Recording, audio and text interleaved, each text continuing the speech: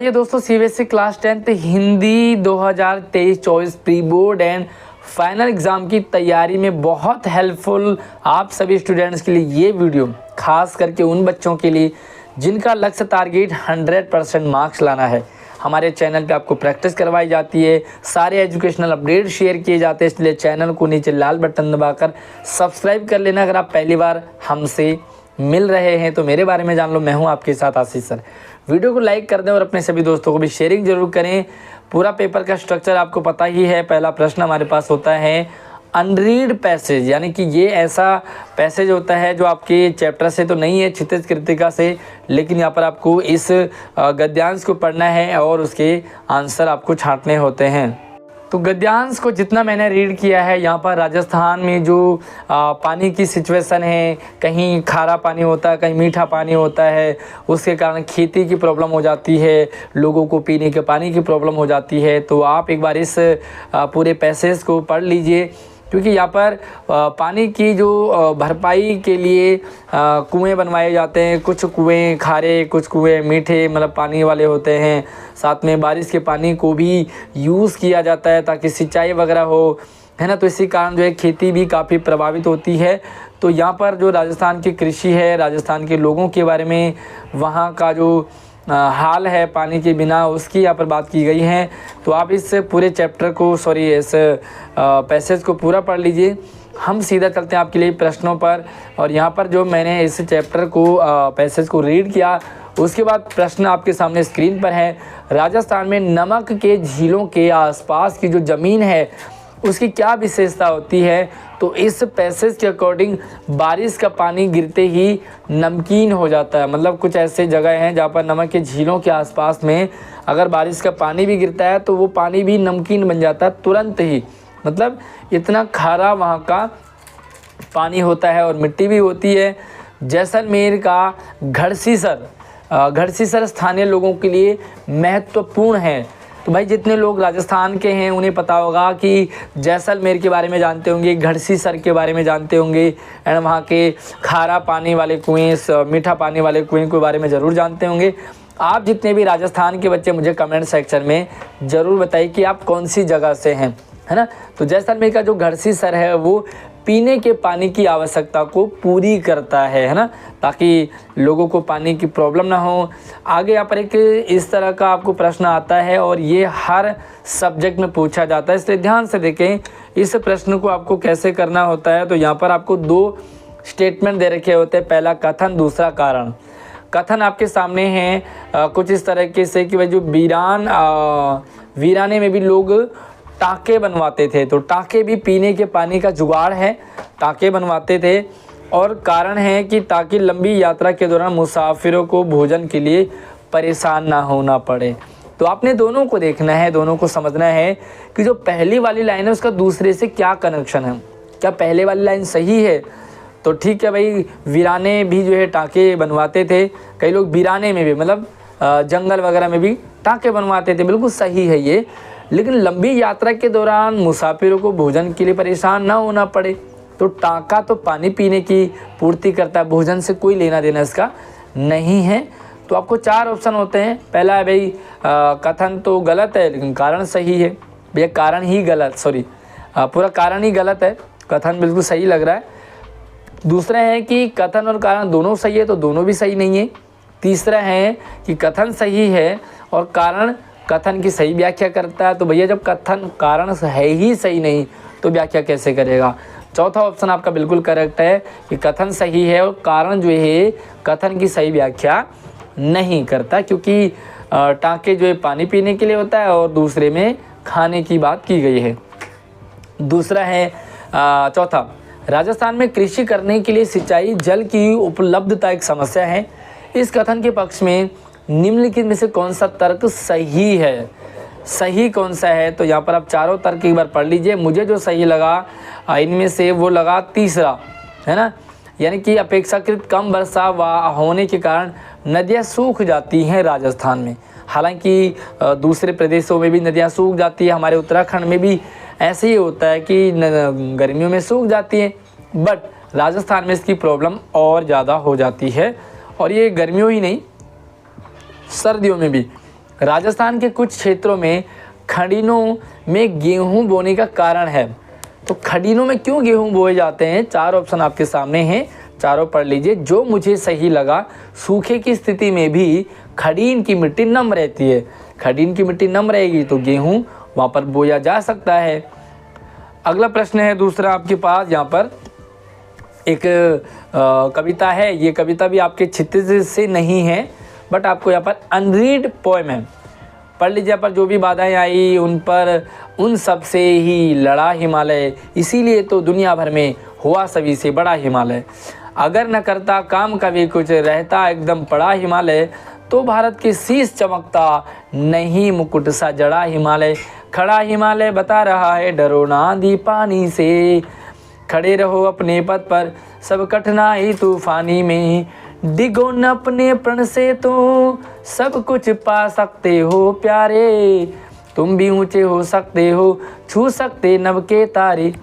अचल रहा जो अपने पद पर, लाख मुसीबत आने में, मिली सफलता जग में उसको, जीने में मर जाने में। तो यहाँ पर डट कर के सामना करना, स्ट्रगल करना, कभी हार न माना, है ना। तो इस पर ये कविता है, हिमालय की बात की गई है कि इसीलिए तो चमक रहा है क्योंकि वो डट कर खड़ा है, स्ट्रगल कर रहा है, हिम्मत नहीं हारी, हमेशा आगे बढ़ता गया। आप लोगों सभी बच्चों के लिए भी एक प्रेरणा है कि जब जब भी आप मुसीबतों का सामना आपने किया, आप डट कर खड़े रहे, तो आप ही सफल हुए। पहला प्रश्न है, हिमालय का सबसे बड़ा होने का कारण क्या है? तो हिमालय का जो बाधाओं से सामना करना, हमारा सी ऑप्शन बिल्कुल करेक्ट है ना। तो इसीलिए वो बड़ा है क्योंकि बाधाओं से सामना किया उसने। दूसरा है, हिमालय डैश के कारण भारत के मुकुट के रूप में सुशोभित है। तो जो हिमालय है वो क्रियाशील, इस कविता के अकॉर्डिंग शक्तिशाली, शक्तिहीन और विशाल नहीं, बल्कि क्रियाशील है ना। तो क्योंकि भाई कौन जो है वो स्ट्रगल करता है हमेशा वही आगे बढ़ता है, जो क्रियाशील रहता है, जो हमेशा आगे बढ़ने की कोशिश करता है। हालांकि हिमालय पर्वत के लिए क्रियाशील होने का कोई लॉजिक नहीं बैठता, बट क्योंकि ये एक मैसेज है लोगों के लिए, तो जो लोग क्रियाशील होते हैं, क्रिएटिव होते हैं, एक्टिव होते हैं, वो आगे बढ़ते हैं। फिर से 2 कथन, पहला कथन है, दूसरा कारण है। तो सबसे पहले कथन को देख लेते हैं क्या है। हिमालय कठिन समय में भी विचलित ना होने की सीख देता है। बिल्कुल सही बात है। हिमालय कहता है कि डटे रहो, खड़े रहो, चाहे मुसीबतें कितनी भी आए, है ना। आप लोगों के सामने भी बहुत सारी मुसीबतें ज़रूर आई होंगी और आप भी उनका सामना करते होंगे। दूसरा है, हिमालय ने वर्षों से विकट जलवायु और परिस्थितियों को साहस के साथ झेला है। बिल्कुल ये भी सही है। इसका मतलब पहला भी सही है, दूसरा भी सही है। तो ऑप्शन कौन सा होगा? आपको हर एग्ज़ाम में, हर सब्जेक्ट में ऐसा सवाल आते हैं, कथन सही है, कारण गलत है। ये सही नहीं है क्योंकि दोनों सही है। कथन और कारण दोनों ही गलत है, तो भाई दोनों गलत कैसे हो सकते हैं। तीसरा है, कथन सही है और कारण की सही व्याख्या करता है। बिल्कुल सही बात है। चौथा तो हो ही नहीं सकता, तो हमारा सी ऑप्शन बिल्कुल करेक्ट है। काव्यांश के अनुसार मनुष्य सफलता पा सकता है, हर मनुष्य सफलता पा सकता है। कौन और कब? कठिन समय में भी वह अपने पथ से कभी ना हिले, हमेशा आगे बढ़ते रहें, हिले ना, वही यहाँ पर सही आंसर है। प्रस्तुत कविता मनुष्य के भीतर किस भाव को जगाने का प्रयास कर रही है? तो यहाँ पर देखो, भक्ति में डूबने का कोई मतलब नहीं, संवेदनशील से कैसे हम आगे बढ़ेंगे, चेतनाशील भी होना चाहिए लेकिन संघर्षशील, आपको बिल्कुल करेक्ट आंसर, यानी कि स्ट्रगल हमेशा करते रहो। अब आपके पास जो प्रश्न है वो बहुत ही कमाल के, यानी कि ग्रामेटिकल हैं, और यहाँ पर आपको क्विक आंसर कैसे निकालना है वो मैं आपको बताऊंगा। सबसे पहले सेंटेंस, वाक्य भेद। एंड एक चीज़ मैं आपको बता दूं, ग्रामर के जितने भी टॉपिक्स हैं सभी के हमारे चैनल पर प्रॉपर एग्जाम्पल के साथ वीडियोज हैं। आप सभी टॉपिक्स को पढ़ सकते हैं। वाक्य भेद, वाच्य हो गया, साथ में अलंकार आप फिल्मी गानों के माध्यम से पढ़ सकते हैं। आपको हमारे जो है सभी चैनल पे टॉपिक जो है वो चाहे निबंध लेखन हो, अनुच्छेद लेखन हो, चाहे विज्ञापन लेखन हो, ईमेल लेखन हो, सब कुछ आपको मिल जाएगा। चलिए सवाल देखते हैं। नरेश परिश्रमी ही नहीं बल्कि दयालु भी है। सबसे पहले सवाल को देखें। आपको इस प्रश्न को, सेंटेंस को सरल में बदलना।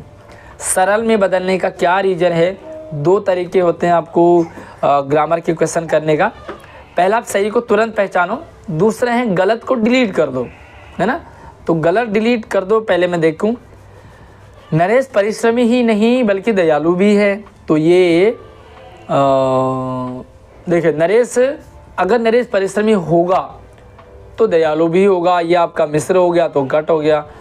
नरेश परिश्रमी और दयालु है, ये बिल्कुल लग रहा है आंसर। आगे देखें, चूँकि नरेश परिश्रमी है इसलिए दयालु भी है, तो ये भी हमारा मिश्र हो गया, चूँकि नरेश परिश्रमी है ना, क्योंकि चूँकि किंतु परंतु आगे आ गए।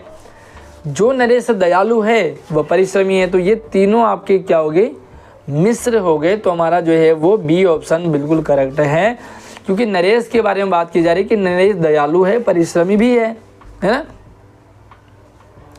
आगे देखें, यस, अगर आपको लगता है किसी भी सवाल में डाउट तो आप मुझे कमेंट कर सकते हैं। आप हमारे व्हाट्सएप चैनल को ज्वाइन कर सकते हैं, जहाँ पर मैं सारे अपडेट शेयर करता रहता हूँ। आप हमसे किसी भी डाउट के लिए इंस्टाग्राम से जुड़ सकते हैं, आईडी आपको डिस्क्रिप्शन में दे रखा है।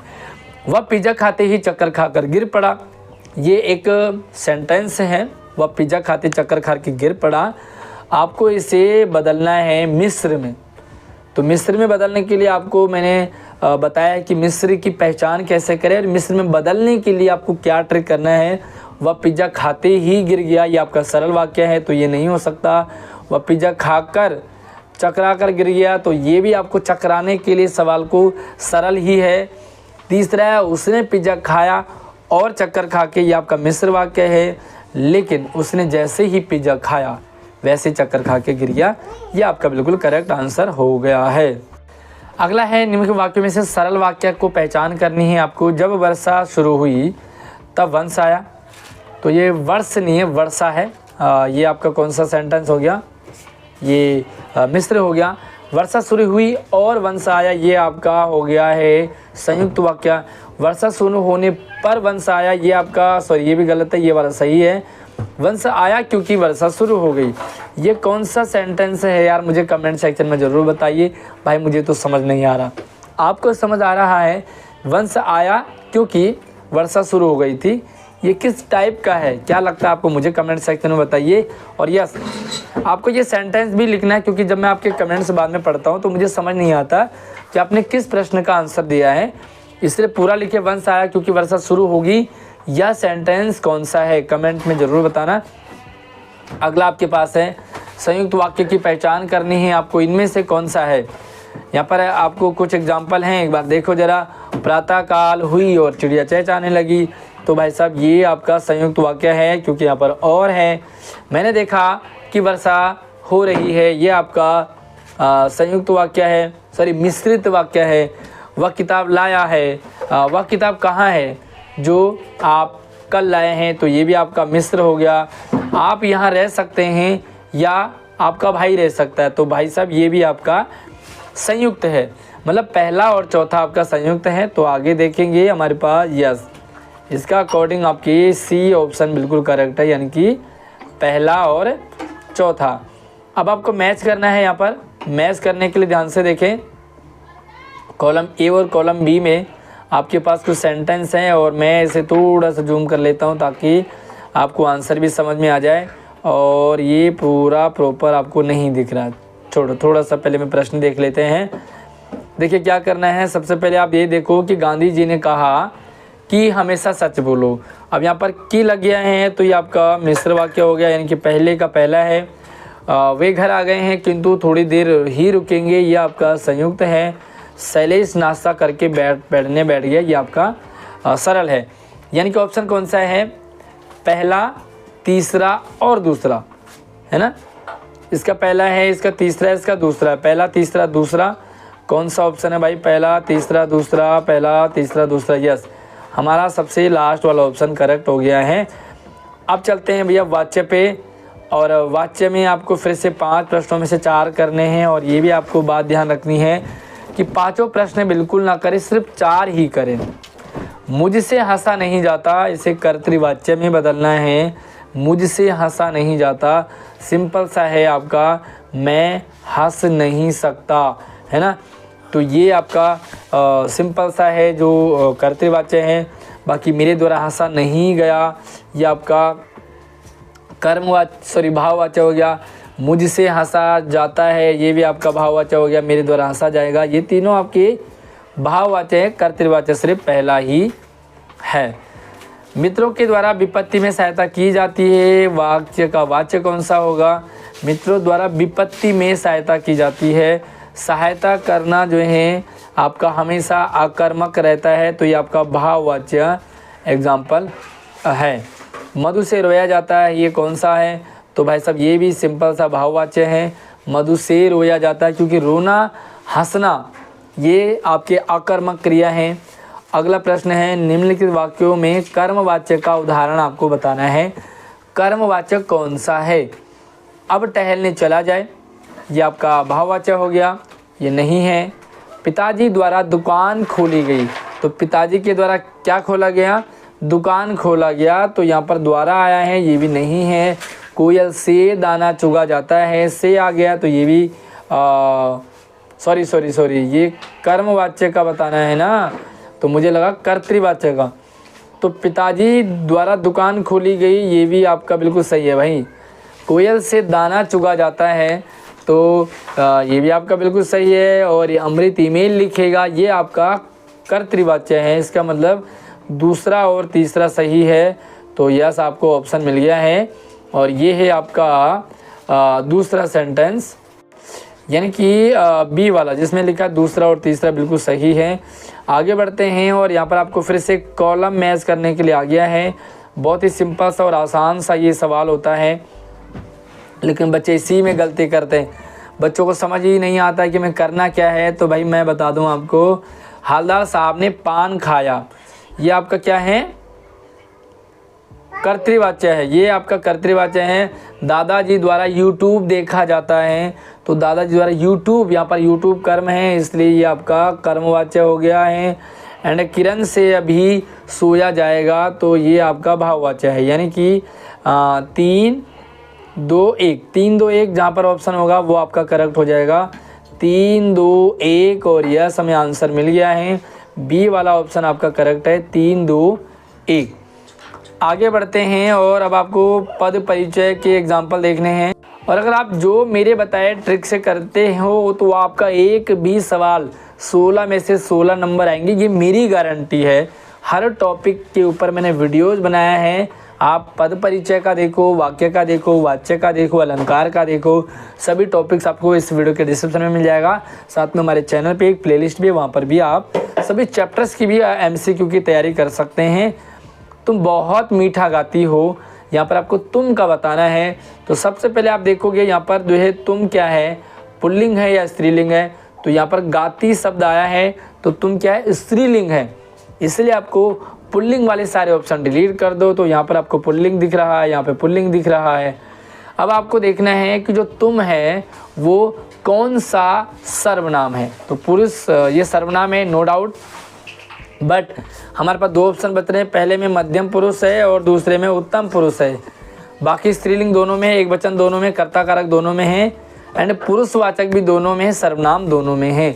अब आप सिंपल सा देखेंगे, जो बोलने वाला होता है स्पीकर वो फर्स्ट पर्सन होता है, सुनने वाला सेकंड पर्सन होता है, एंड जिसके बारे में बात की जाती है वो थर्ड पर्सन होता है, यानी कि उत्तम पुरुष। तो ये वाला हमारा गलत हो गया, क्योंकि ये सुनने वाला है, आपका डी ऑप्शन करेक्ट हो गया। अभी तो मैं आपको समझा रहा हूँ, इसलिए थोड़ा सा टाइम लग रहा है, लेकिन जैसे ही आप हमारी पद परिचय वाली वीडियो देख लेते हैं, आपका कोई भी सवाल गलत नहीं हो सकता, मेरी गारंटी है। समुद्र में जहाज चलते हैं, तो यहाँ पर आपको जो चलने का बताना है, सबसे पहले आप देखेंगे चलना। तो चलते हैं ये बहुवचन है, एक नहीं है, तो जितने भी एक वचन वाले हैं डिलीट कर दो। तो भाई ये दोनों एक वचन वाले हैं, इनको डिलीट कर दो। हमारे पास 2 ऑप्शन बचे हैं, दोनों ऑप्शन आपको सही लग रहे हैं। भैया पुल्लिंग स्त्रीलिंग, जहाज वैसे पुल्लिंग होता है ना, बट फिर भी आप यहाँ पर देखोगे कि सकर्मक है या आकर्मक है। तो समुद्र में जहाज चलते हैं, है ना, तो ये क्या है? आपका सकर्मक है, और आपका पहला ऑप्शन बिल्कुल करेक्ट हो गया। सुहेल पेन से लिखता है। अब आपको पेन से का पद परिचय करना है, एंड देखेंगे कि ग्रामेटिकल जो पेन शब्द है वो क्या क्या है। और सबसे पहले हम ये देखिए कि क्या नहीं है। तो पेन से लिखता है, कितने पेन से लिख रहा होगा, एक ही पेन से लिख रहा होगा। तो जितने भी बहुवचन वाले हैं उनको डिलीट कर दो। तो बहुवचन वाला हमारा ये भी है और ये भी है, दोनों डिलीट हो गए। अब आपको बताना है कि देखो दो ऑप्शन बचे हैं, बी और डी। संज्ञा भी है, जातिवाचक, एक वचन करण कारक है और कर्ता कारक है। अब यहाँ पर जो हमारे पास पेन है वो कर्ता कारक नहीं है, क्योंकि यहाँ पर सब्जेक्ट कौन है, सुहेल है, बट वो पेन से लिखता है। तो हमारे पास बी ऑप्शन करेक्ट हो गया। और वैसे भी जो पेन है वो जातिवाचक है, यानी कि पूरी जाति का पता चलता है पेन से, है ना। व्यक्तिवाचक का मतलब जब एक पेन की बात की जाइए, लाल पेन हो, हरी पेन हो, रिनोल्ड पेन हो, लेकिन यहाँ पर पेन बहुत सारे पेन होते हैं, इसलिए जातिवाचक और करण कारक है। आगे देखेंगे, जवाहरलाल नेहरू ने भारत की खोज पुस्तक की रचना करी। अब आपको जवाहरलाल नेहरू की बात करनी है तो सबसे पहले बात सिंपल सा है भैया, जवाहरलाल नेहरू जी जेंट्स थे, है ना। किसके पिता थे जवाहरलाल नेहरू, मुझे कमेंट सेक्शन में ज़रूर बताइए भाई, जवाहरलाल नेहरू कौन थे हमारे देश के और हमारे इतिहास में। तो भैया स्त्रीलिंग को डिलीट कर दो, ये भी स्त्रीलिंग है, ये भी स्त्रीलिंग है, पुल्लिंग के हमारे पास दो बचे हैं। जवाहरलाल नेहरू किसी एक इंसान की बात की, कोई जाति नहीं है, इसलिए हमारे पास व्यक्तिवाचक संज्ञा हमारे डी ऑप्शन बिल्कुल करेक्ट हो गया, सिंपल सा है। और वैसे भी जवाहरलाल नेहरू सब्जेक्ट हैं, यहाँ पर अधिकरण कारक लिखा हुआ है तो ये भी नहीं है। मतलब आपको डिलीट वाले ऑप्शन से बहुत जल्दी आंसर आ जाएगा। खीरे की पनियाती फाके बहुत स्वादिष्ट थी, यहाँ पर आपको पनियाती बताना है क्या है ये। तो सबसे पहले देखिए भाई, रीतिवाचक पनियाती मतलब ये किसी वस्तु की गुण के बारे में बता रहा है, वस्तु के गुण दोष के बारे में। तो ये आपका सबसे पहली बात तो ये है कि ये विशेषण है, तो कौन सा है, गुणवाचक है। आप ये वाला डिलीट कर दो। दो ऑप्शन बचे हमारे पास, एक है पुल्लिंग, एक है स्त्रीलिंग। अब भाई पनियाती का कैसे पता चले पुल्लिंग है कि स्त्रीलिंग है, सिंपल सी बात है, अगर खीरे का पनियाती फाक होता तो स्त्री पुल्लिंग होगा, लेकिन पनियाती फाके हैं तो ये आपका स्त्रीलिंग होगा, यानी कि सी ऑप्शन आपका बिल्कुल करेक्ट हो गया। और आपको समझ भी आ रहा होगा, मज़ा भी आ रहा होगा, लेकिन आपने हमारे उस वीडियो को नहीं देखा है पद परिचय वाले, तो इसलिए आपको डाउट लग रहा होगा। बट आप हमारे चैनल पे जाइए, वीडियो देखिए, आपके 100 में से 100 नंबर आएंगे, मेरी गारंटी है। अगर आपको स्कूल से 20 में से 20 मिल जाते हैं तो, बाकी स्कूल से 20 में से 20 कैसे मिलते हैं उस पर भी मैंने वीडियो बनाया हुआ है, आपको सिर्फ देखना है, समझना है, बाकी काम हमारा है। मंगन को देत पट देत बार बार है, और जिस क्लास में जिन बच्चों को मैंने पढ़ाया, ये वाला एग्जाम्पल मैंने पढ़ाया था कि मंगन को देत, मांगने वाले को देखते ही मम्मी जो पट दे देती है। तो पट के यहाँ पर दो अर्थ हैं, पहला है आपका कपड़ा, दूसरा है दरवाज़ा, है ना। मंगन के भी दो अर्थ है, मांगने वाले को, सॉरी मंगन तो एक ही है, मांगने वाला। तो मांगने वाले को देखते ही मम्मी कपड़ा दे देती है उसे, या मम्मी पट दरवाज़ा बंद कर देती है। तो कौन सा, जब एक शब्द के बहुत सारे अर्थ होते हैं तो यहाँ पर श्लेष अलंकार होता है। अलंकार को समझ सकते हैं फिल्मी गानों से, हमारे चैनल पे बढ़िया तरीके से आपके लिए बनाए हैं वीडियो, ज़रूर जा कर के देखिए। पेड़ झुक झाँकने लगे गर्दन उचकाए, अंधी चली, अंधी नहीं आंधी चली, धूल भागी घाघरा उठाए। ये कविता है 9th क्लास का, और यहाँ पर कौन सी कविता है ये, 9th क्लास की, मुझे ध्यान से उतर रहा है। आपको बताना है कि कौन सी कविता है जिसमें प्रकृति का वर्णन किया गया है। अब यहाँ पर भैया पेड़ को कह रहे हैं कि वो झुक करके गर्दन उचका करके देख रहे हैं, आंधी को कह रहे हैं कि वो घाघरा उठा के चल रही है। तो आंधी कोई इंसान थोड़ी है जो घाघरा उठाए, या पेड़ कैसे झुक सकता है। तो यहाँ पर जब भी आप निर्जीव वस्तुओं का वर्णन सजीव की तरह करते हैं तो मानवीकरण अलंकार होता है। पतंग उड़ाई मैंने ऐसी पहुँची चांद के पार, भाई कैसे पतंग उड़ा रहा बंदा कि चांद की पार ही उड़ा दिया, है ना। हमारी पतंग तो बस कुछ ही दूर तक जा पाती है। तो भाई यहाँ पर इसने इतना मतलब चढ़ा दिया है अपनी बात को कि वो कुछ ज़्यादा ही हो गया। तो यहाँ पर आपका कोई अतिशयोक्ति अलंकार यानी कि डी ऑप्शन आपका करेक्ट है। अगला देखते हैं, और अगला हमारे पास निम्न में से उत्प्रेक्षा अलंकार का उदाहरण बताइए। तो भैया बालक बोल बधो नहीं तो ही, कौन सा है ये, यहाँ पर ब बार बार आ रहा, तो ये है आपका अनुप्रास। कोटि कुलिस सम वचन तुम्हारा, यहाँ पर सम आ गया है तो ये हो गया आपका उपमालंकार। का तुम तो काल हाँक जनु लावा, तो यहाँ पर जो जनु है इसके कारण ये उत्प्रेक्षा अलंकार है, यानी कि सी ऑप्शन आपका बिल्कुल करेक्ट हो गया है। तो आइए भाई अगला है हमारे पास, इतना रोया था मैं उस दिन, ताल तलैया सब भर डाले। भाई साहब क्या रोया है बंदे ने सारे ताल नदियाँ भर दी रो रो करके। आंसुओं से कैसे भाई ताल भर सकता है? तो यहाँ पर भाई ये बढ़ा चढ़ा करके कुछ ज़्यादा ही बढ़ा चढ़ा दिया है और अतिशयोक्ति अलंकार है। बाकी मुझे आप एक अतिशयोक्ति अलंकार का एग्जाम्पल ज़रूर बताइए कमेंट सेक्शन में जो आपको याद हो। अब हमारे पास हो जाते हैं ये चैप्टर से रिलेटेड, और पहला जो चैप्टर है वो है पितृगाथा, यानी कि एक कहानी यह भी। एक कहानी यह भी गद्यांश से ये लिया गया है पाठ से। अब देखिए यहाँ पर इस गद्यांश को पढ़ो एक बार थोड़ा सा। वैसे तो आपने ये पढ़ ही लिया होगा चैप्टर भी, हम सीधा चलते हैं क्योंकि मैंने इसे सरकार दिया पढ़ा नहीं है, क्योंकि मुझे पता है इसमें क्या आंसर है, सॉरी क्या है चैप्टर में।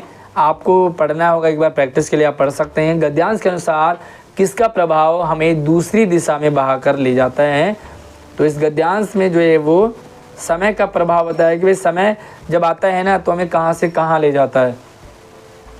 गद्यांश के अनुसार किसका दबाव भले ही हमारा रूप बदल दे, हमें पूरी तरह से इसे मुक्त नहीं कर सकता। तो यहाँ पर है स्थितियाँ। जब भी हमें कंडीशन आती है तो भैया हमारा रूप ही बदल देती है। सिचुएशन जब आती है ना, आदमी को बदलना पड़ता है।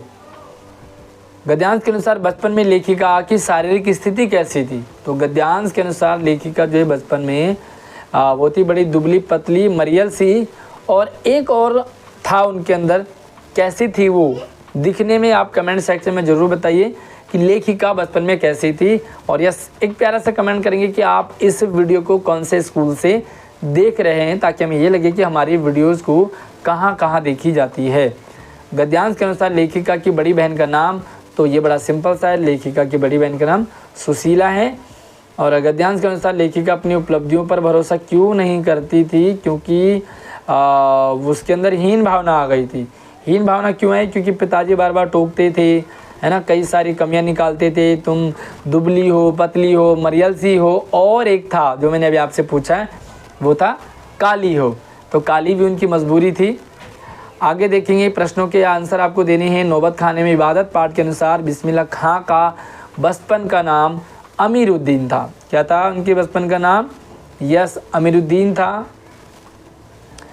अच्छा, लेखक के साथ अमीरुद्दीन के साथ एक भाई भी था, तो भाई का क्या नाम था?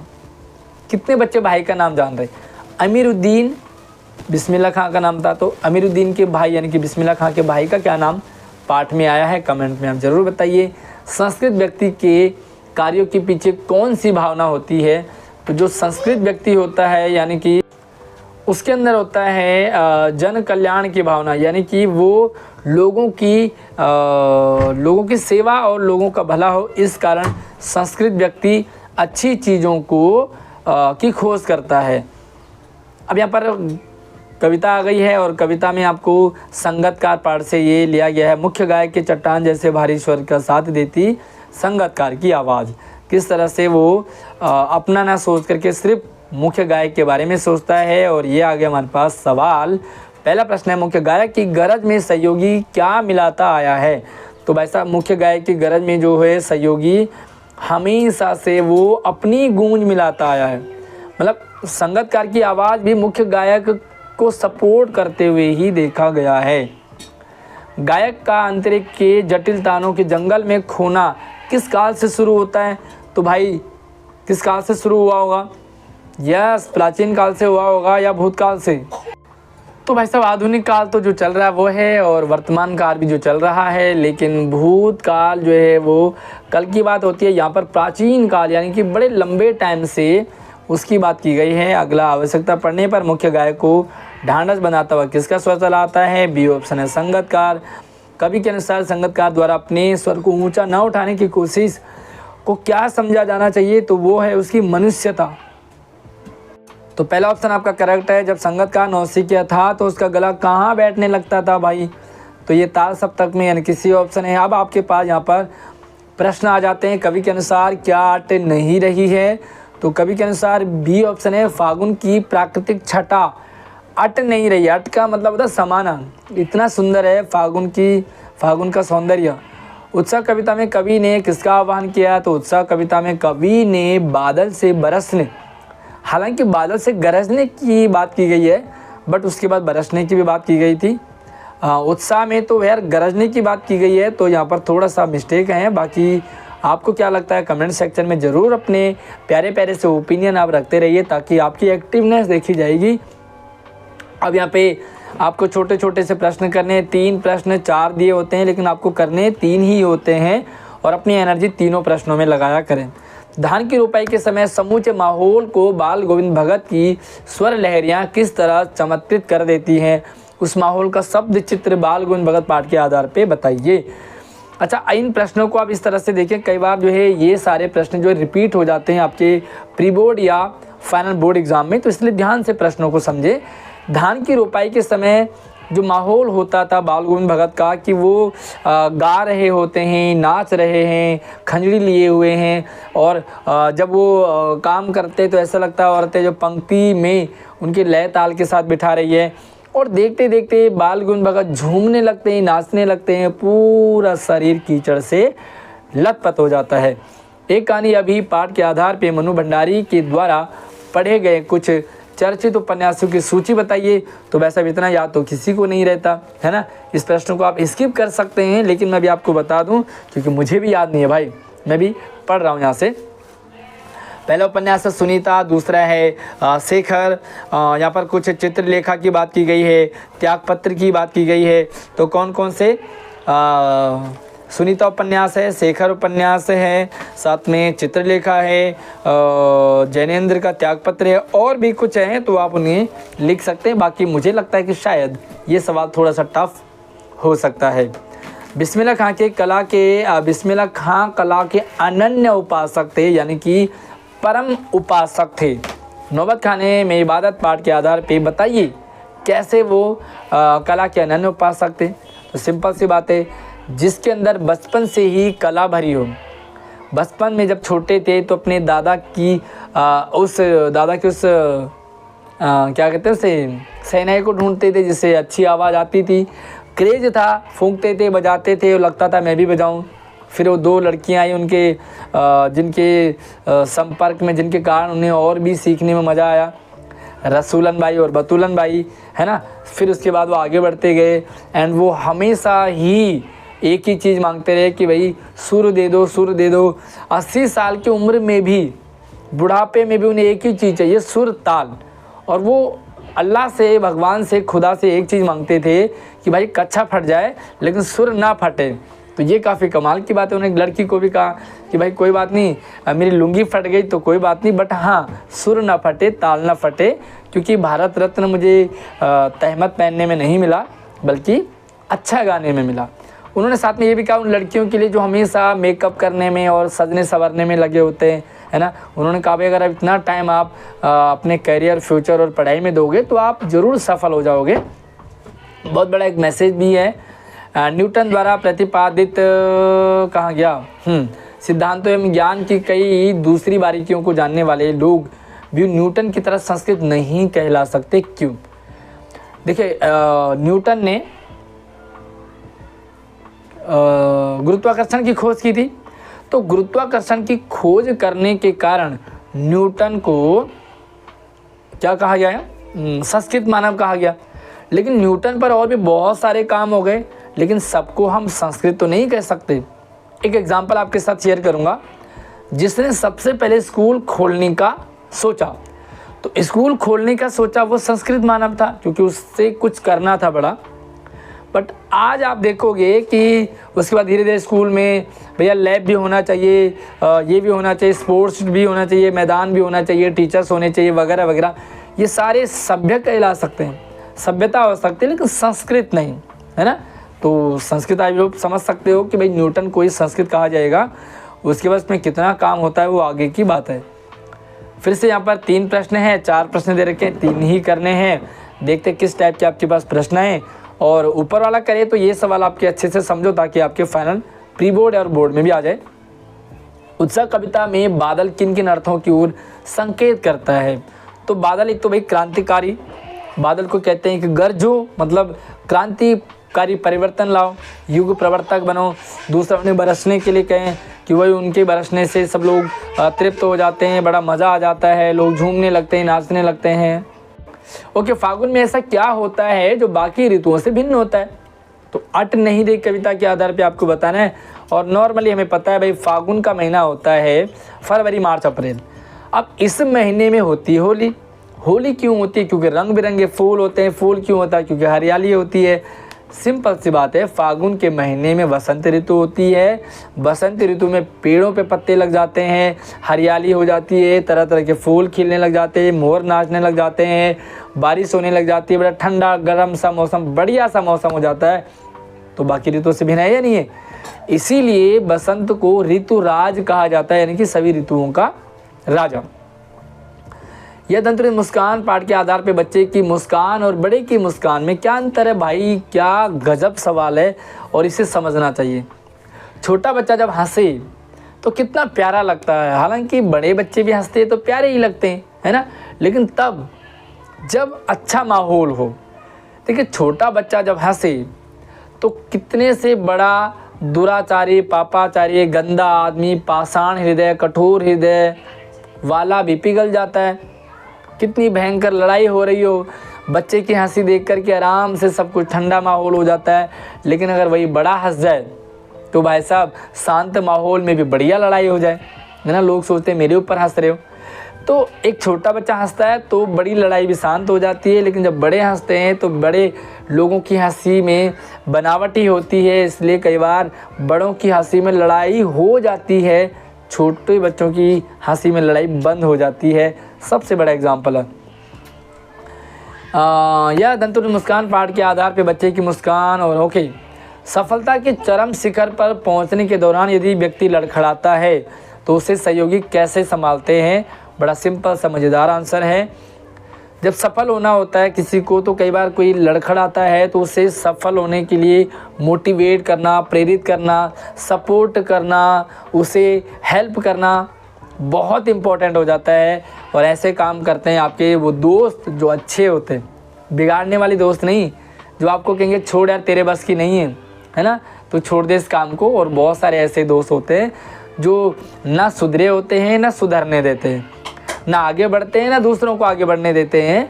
लेकिन अच्छा सहयोगी वही है संगतकार की तरह, जो सपोर्ट करें, हेल्प करें, मोटिवेट करें, प्रेरित करें। एज ए टीचर आपको प्रेरित करते हैं, एज ए पेरेंट्स आपको सपोर्ट करते हैं, और हमारे रिलेटिव वगैरह भी होते हैं। तो आप मुझे कमेंट करके ज़रूर बताइए आपकी लाइफ में सबसे बड़ा संगतकार कौन है, सबसे बड़ा मोटिवेशन आपको कहाँ से और कब से कैसे मिला। प्लीज़ एक प्यारा सा कमेंट आप ज़रूर करें। अब कृतिका से सवाल आ जाते हैं। 3 प्रश्नों के उत्तर देने, 3 में से 2 के देने हैं, तो बड़े लॉन्ग टाइप के प्रश्न होते हैं, 4-4 नंबर का, इसलिए पूरा पौना पेज तक आप लिखेंगे। प्रकृति के अनंत, उस अनंत और विराट स्वरूप को देखकर के लेखिका को कैसी अनुभूति होती है? साना साना हाथ जोड़ी पाठ के आधार पे बताना है। साना साना हाथ जोड़ी पाठ की लेखिका मधु कांकरिया पहाड़ों में जाती है, सिक्किम घूमती है और वहाँ देखती है हर जगह सुंदरता, पहाड़, झरने, पेड़ पौधे, शांत माहौल, अच्छे लोग, बढ़िया सा नज़ारा, बर्फ़ वगैरह है, पहाड़ है। तो ऐसा माहौल देख कर के कैसी अनुभूति होगी आपको, बस वही आप लेखिका के बारे में बता दीजिए। और जब भरना होता तो भर दो भाई। मेरा तो गांव है उत्तराखंड में, तो मुझे तो बहुत मज़ा आता, पूरा सुकून मिल जाता है ऐसे नज़ारे के साथ में। न खाने की चिंता, न पहनने की चिंता, बस मस्त होके झूमते रहो। हाँ जी, तो बस यही लिख देंगे आप। लेखिका को लगता है कि भाई शांति है इधर, सुकून है इधर, कितनी भाग दौड़ भरी ज़िंदगी हमारी शहरों में होती है, दौड़ो दौड़ो, भागो भागो, मारो पीटो, नंबर, पढ़ाई, मतलब पैसे, यही। लेकिन गांव में अगर आप पहाड़ों में चले जाएंगे, सारे भाग दौड़ से दूर, बड़ा सुकून होता है। आप कौन सी जगह के हैं, आप मुझे कमेंट सेक्शन में ज़रूर बताइए। आपका मूल निवास गांव कहाँ है? बच्चे माता पिता के प्रति अपने प्रेम को कैसे अभिव्यक्त करते हैं? पाठ माता का आंचल, है ना। तो कैसे व्यक्त करते हो भाई, आप ही बता दो। या तो आज से 5, 6, 7 साल पहले आपने बच्चों मम्मी पापा के साथ किस तरह रहते थे भाई। पापा मम्मी के कंधे पे झूल करके, गोदी में झूल करके, है ना, वो आपके सर पे हाथ सहलाएं तो आपको अच्छा लगता है। आप क्या करते हो, उन्हें प्यार करना। कई बार हम मम्मी पापा को वो खट्टा मीठा चुम्मा दे देते हैं। मम्मी पापा के गले में झूलना या उनकी बातें मानना, उनके लिए अच्छे नंबर लाना, पढ़ाई में टॉप होना, टॉपर बनना, तो ये सारी चीज़ें जब पेरेंट्स को खुशी होती है तो आप जो है बस यही लगता है कि भाई किसी तरह से रिपोर्ट कार्ड दिखाना। ओके, हिरोशिमा के बम विस्फोट में हुई क्षति को देखकर के लेखक को कौन सी घटना याद आई? मैं क्यों लिखता हूँ पाठ के आधार पे? ये सवाल ही बड़ा अजीब सा है। इसका आंसर सटीक आप दे ही नहीं सकते क्योंकि इसका एग्जैक्ट आंसर आपको नहीं मिलेगा, बट हाँ क्योंकि प्रश्न आया तो आपको बनाना पड़ेगा। हिरोशिमा बम विस्फोट के बाद लेखक वहाँ जाते हैं, वहाँ का हालचाल माहौल देखते हैं एंड देखते हैं कि लोगों की क्या हालत हो गई है। तो कौन सी घटना याद आ जाती है? उन्हें लगता है कि यार कैसे यहाँ पे लोग रहते हैं, आज भी जो है इतने टाइम बाद भी यहाँ लोग जो है वो मतलब विकलांग दिव्यांग पैदा हो रहे हैं, यहाँ की खेती बाड़ी आज भी तहस नहस है। तो इस तरह से आप लिख सकते हैं घटना बना बना करके, है ना। चले भाई, अब आ जाते हैं हमारे पास अनुच्छेद। ध्यान रखें ये अनुच्छेद है, निबंध नहीं। 6 नंबर का है, इसलिए पूरे पेज में लिखें, लेकिन ज़्यादा नहीं। ये पॉइंट बना करके लिख देते बहुत सारे बच्चे, तो पॉइंट नहीं बनाना है क्योंकि ये निबंध में पॉइंट बना करके लिखा जाता था। आज पैटर्न चेंज हो गया है, तो आपको निबंध नहीं लिखना है, आपको अनुच्छेद लिखना है। आपसी सहयोग की आवश्यकता टॉपिक है बढ़िया सा। अब आपको ये नीचे पॉइंट समझने हैं, यानी कि आपको ये मेन टॉपिक है, आपको ये वाले पॉइंट समझने हैं। भूमिका, सहयोग का महत्व, सहयोग की सफलता की कुंजी, उपसंहार।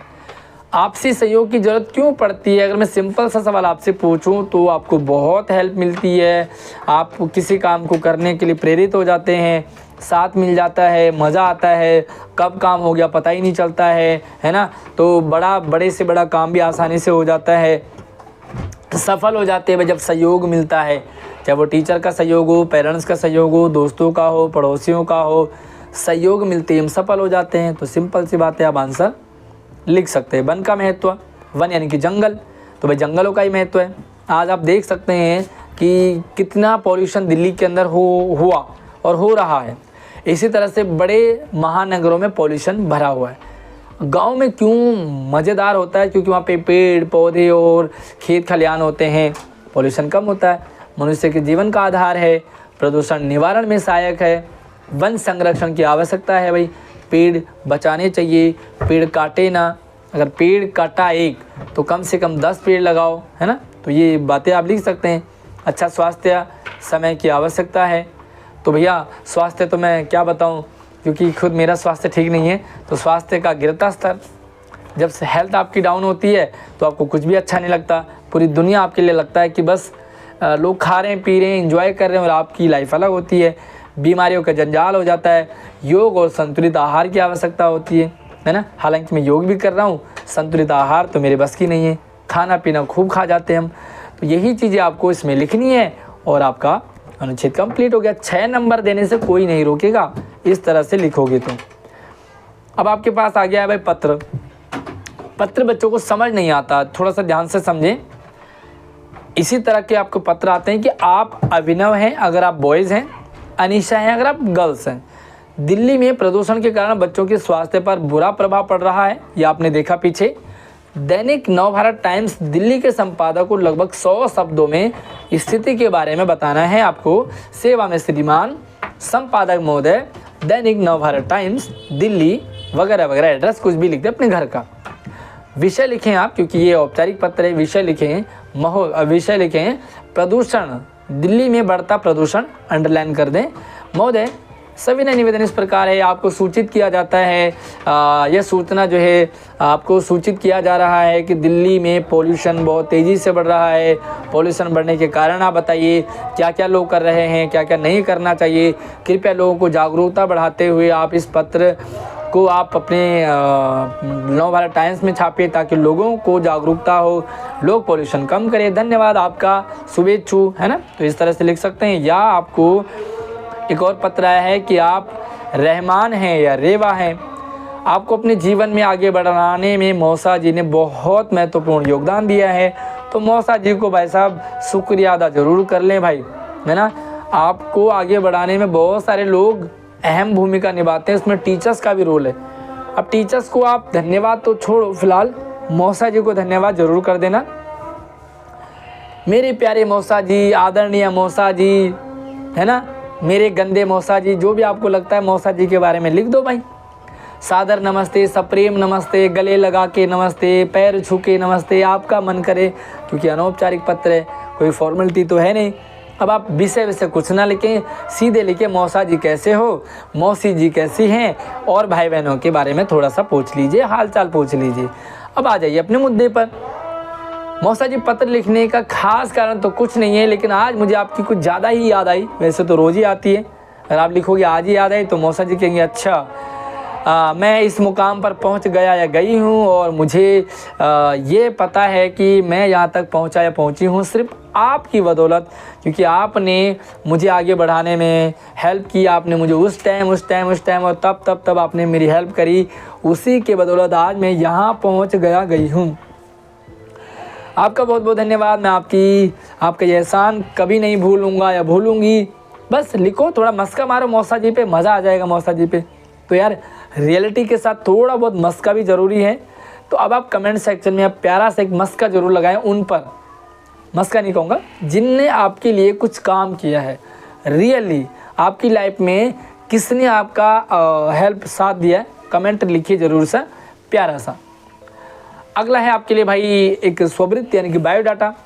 आप अरुण है या रीवा हैं, आपको नालंदा पब्लिक स्कूल कबीर में अध्यापक अध्यापिका के लिए आवेदन करना है। सिंपल सी बात है, जब भी आपको स्ववृत्ति लेखन आएगा आपको क्या करना है, बायोडाटा है ये। आप टीचर बनना चाहते हैं, कहीं आपने एडवर्टाइजमेंट देखा और आप किसी स्कूल में भर्ती चाहते हैं, तो सबसे पहले आप लिखेंगे स्ववृत्ति बायोडाटा। अपना परिचय लिखेंगे, अपना नाम, पापा का नाम, मम्मी का नाम, भाई बहन का नाम, चाचा मामा फूफा का नाम, ज़रूर ये लिखने की ज़रूरत नहीं है। अपना पापा का नाम लिखें, अपनी डेट ऑफ बर्थ, अपना फ़ोन नंबर, अपना डिटेल, एड्रेस, पता वगैरह वगैरह। उसके बाद लिखेंगे आप भाई मैंने इस समाचार पत्र में आपका विज्ञापन देखा, मैं इस पद के लिए योग्य हूँ, कृपया मैं चाहता हूँ कि आपके स्कूल में मैं इस पद पर काम करूँ, और मैं अपना बहुत अच्छा 100% दूंगी, जिससे बच्चों को हेल्प मिलेगी, स्कूल के आगे बढ़ने में मेरी भी भूमिका रहे, मैं ऐसा चाहती हूँ। नीचे जो है मेरा डिटेल जो है संलग्न है। अब आप नीचे डिटेल लिख दें भाई, एकेडमिक 10वीं 12वीं BA ग्रेजुएशन MA वगैरह, है ना, B.Ed, क्योंकि आप तो 10वीं में लिख रहे हैं, लेकिन आपको थोड़ा बहुत लिखना पड़ेगा, और वो लिख करके फॉर्मेट आप हो जाएगा। इसी तरह से आपको ईमेल लिखना होता है, जैसे पत्र वैसे ईमेल।